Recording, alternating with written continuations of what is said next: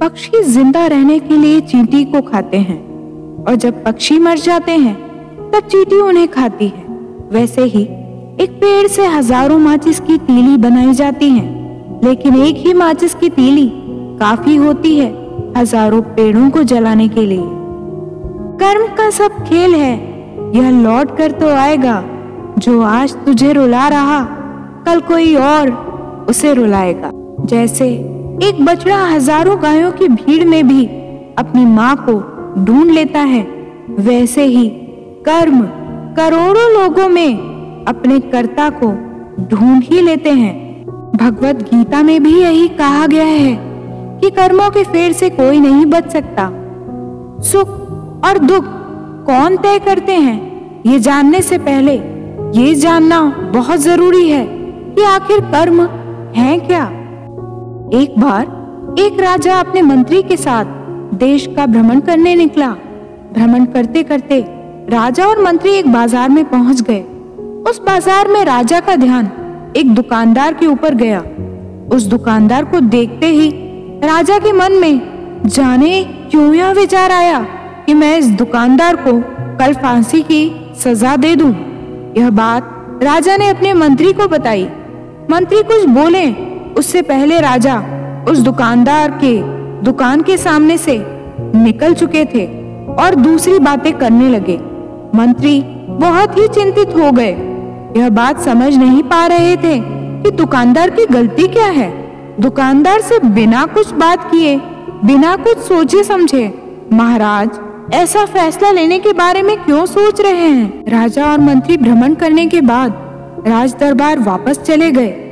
मंत्री को रात भर नींद नहीं आई। सुबह जगने के बाद मंत्री एक साधारण प्रजा का रूप बनाकर उस दुकानदार के पास गया और उस दुकानदार से पूछा, तुम क्या बेचते हो? दुकानदार ने जवाब दिया, मैं चंदन की लकड़ी बेचता हूँ। फिर मंत्री आसपास के लोगों से दुकानदार के बारे में पूछना शुरू कर देते हैं। सबने जवाब दिया कि दुकानदार किसी से बोलता नहीं है, हमेशा दुखी रहता है। मंत्री को बात समझ में आ गई।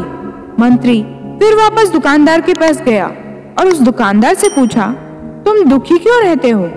दुकानदार ने बताया, मैं दुखी इसलिए रहता हूँ क्योंकि मेरी दुकान पर लोग आते तो हैं, चंदन की लकड़ियाँ सूंघते हैं और बोलते हैं बहुत ही सुंदर हैं, बहुत ही अच्छी महक है, लेकिन कोई खरीदता नहीं है, इसलिए मैं दुखी रहता हूँ। मंत्री दुकानदार की बात सुनकर खुद भी भाव विभोर हो गए। कोई भी दुकानदार दुखी क्यों ना हो अगर उसकी दुकान का कोई भी सामान खरीदा न जाए, जबकि सामान में कोई कमी ना हो। मंत्री सोचने लगा कि यह दुकानदार अपने दुखों की वजह से इतना दुखी रहता है, परंतु राजा इस दुकानदार को फांसी पर क्यों लटकाना चाहते हैं। अर्थात राजा के मन में आए हुए विचार का उत्तर अभी तक मंत्री को नहीं मिला था। मंत्री ने फिर दुकानदार से पूछा, भाई तब तुम क्या करोगे अगर तुम्हारी दुकान की सारी चंदन की लकड़ियां ऐसी ही रखी की रखी रह जाएंगी तो? दुकानदार ने गुस्से भाव में बोला, हाँ मैं जानता हूँ मेरी चंदन की लकड़ियां ऐसी ही रखी रह जाएंगी, कोई नहीं खरीदेगा, इसलिए मैं सोचता हूँ कि हमारे देश का राजा जल्दी से मर जाए। अगर वह जल्दी से मर जाता तो मैं उस राज दरबार में उस राजा के दाह संस्कार के लिए अपनी चंदन की लकड़ी देता, जिससे मुझे कुछ पैसे मिल जाते और इस बाजार के अलावा बाकी के लोगों को भी मेरे चंदन की लकड़ी के बारे में पता चलता, तो फिर शायद कुछ न कुछ लोग मेरी दुकान से जरूर खरीदने आते चंदन की लकड़ी। मंत्री दुकानदार की बात को सुनकर सब कुछ समझ गया और उसके मन में एक विचार आया। मंत्री ने दुकानदार से चंदन की कुछ लकड़ियां खरीदी। इस खरीदारी से दुकानदार को कुछ पैसे भी मिल गए और वह थोड़ा खुश भी हो गया। मंत्री चंदन की लकड़ियों को लेकर वापस राज दरबार चला आया। राज दरबार पहुंचकर मंत्री ने उन चंदन की लकड़ियों को राजा के समक्ष रख दिया और बोला कि हे राजन, ये चंदन की लकड़ियां उसी दुकानदार ने आपको भेंट की है जिस दुकानदार को आप फांसी देने के लिए सोच रहे थे। राजा उन चंदन को सूंघे तथा सूंघने के बाद बड़े ही प्रसन्न हुए।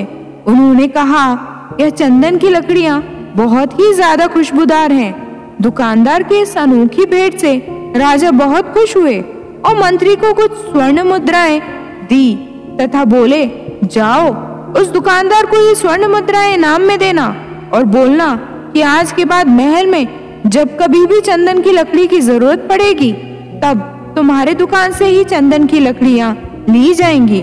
मंत्री जी मुस्कुराने लगे तथा यह सोचने लगे कि अब तो राजा के मन में उस दुकानदार को फांसी देने का विचार आ ही नहीं सकता, क्योंकि अब तो हमेशा राज दरबार के लिए चंदन की लकड़ियों का इंतजाम की जिम्मेदारी उस दुकानदार को जो मिल गई है।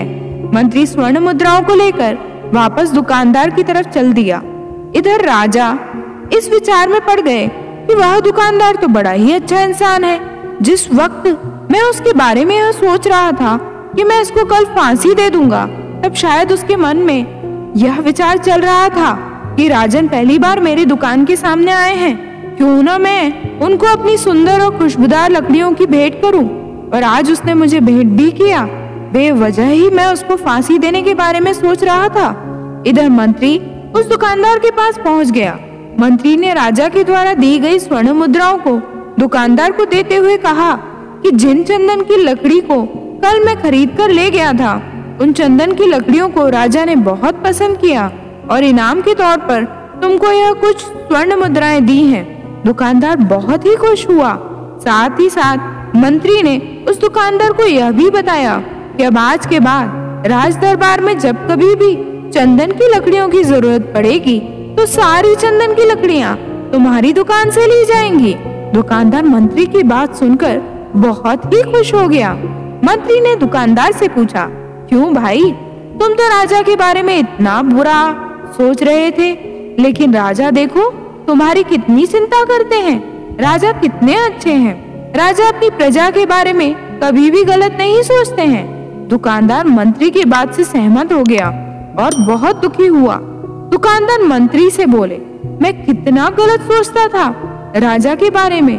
राजा तो बड़े ही अच्छे हैं और बड़े ही भले राजा हैं। भगवान करे कि राजा की बहुत ही लंबी आयु हो। यह बात सुनकर मंत्री भी बहुत खुश हुआ। फिर मंत्री वहां से वापस राज दरबार को चला गया। महादेव कहते हैं कि कर्म और कुछ नहीं, कर्म आपकी सोच, आपके विचारों की ही परिणति है।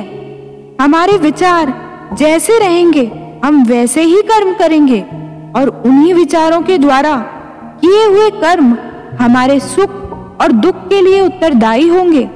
अर्थात अगर हमारे विचार सही रहेंगे, निष्पाप रहेंगे, तो उन्हीं निष्पाप और सही सोच की वजह से लिए गए हर फैसले सही होंगे। जब सही फैसला लेंगे तब वह हमारे द्वारा किए हुए सही कर्म होंगे और जब सही कर्म होंगे तो हमें सही परिणाम ही मिलेगा, जिसकी वजह से हम सुखी रहेंगे, खुश रहेंगे और कभी भी दुखों का सामना नहीं करना होगा। तो भक्तों, आज के लिए इस वीडियो में इतना ही। फिर मिलेंगे अगले वीडियो में। तब तक अपना ख्याल रखिए, स्वस्थ, मस्त और प्रसन्न रहिए। जय शिव शंभू, जय भोले।